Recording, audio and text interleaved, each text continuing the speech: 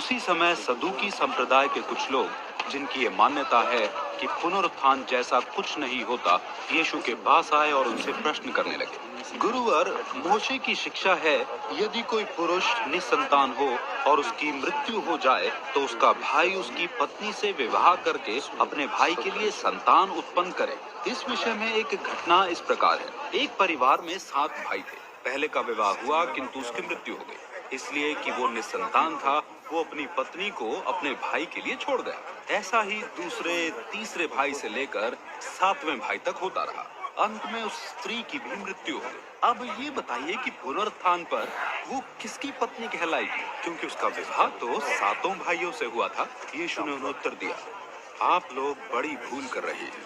आपने ना तो पवित्र शास्त्र के लेखों को समझा है और ना ही परमेश्वर के सामर्थ्य को। पुनरुत्थान में न तो लोग वैवाहिक अवस्था में होंगे और ना ही वहाँ उनके विवाह होंगे। वहाँ तो वे सभी स्वर्ग दूतों के समान होंगे। मरे हुओं के जी उठने के विषय में क्या आपने पढ़ा नहीं कि परमेश्वर ने आपसे ये कहा था, मैं ही अब्राहम का परमेश्वर, इसहाक का परमेश्वर तथा याकूब का परमेश्वर हूँ। वो मरे हुओं के नहीं परंतु जीवितों के परमेश्वर हैं। भीड़ उनकी शिक्षा को सुनकर चकित थी। जब फरीसियों को यह मालूम हुआ कि यीशु ने सदूकियों का मुंह बंद कर दिया है, वे स्वयं एकजुट हो गए। उनमें से एक व्यवस्थापक ने यीशु को परखने की मनसा से उनके सामने प्रश्न रखा, गुरुवर, व्यवस्था के अनुसार सबसे बड़ी आज्ञा कौन सी है?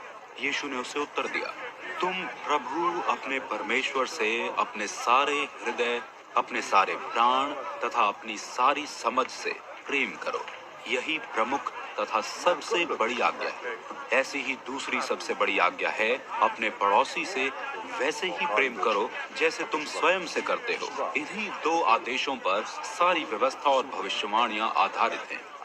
वहां इकट्ठा फरीसियों के सामने यीशु ने यह प्रश्न रखा, मसीह के विषय में क्या मत है आपका? किसकी संतान है वो? दाविद की? उन्होंने उत्तर दिया। तब यीशु ने उनसे आगे पूछा, तब फिर पवित्र आत्मा से भरकर दाविद उसे प्रभु कहकर संबोधित क्यों करते हैं? दाविद ने कहा है, प्रभु ने मेरे प्रभु से कहा, मेरी दाईं ओर बैठे रहो जब तक मैं तुम्हारे शत्रुओं को तुम्हारे अधीन न कर दूं। यदि दाविद मसीह को प्रभु कहकर संबोधित करते हैं तो वो उनकी संतान कैसे हुए?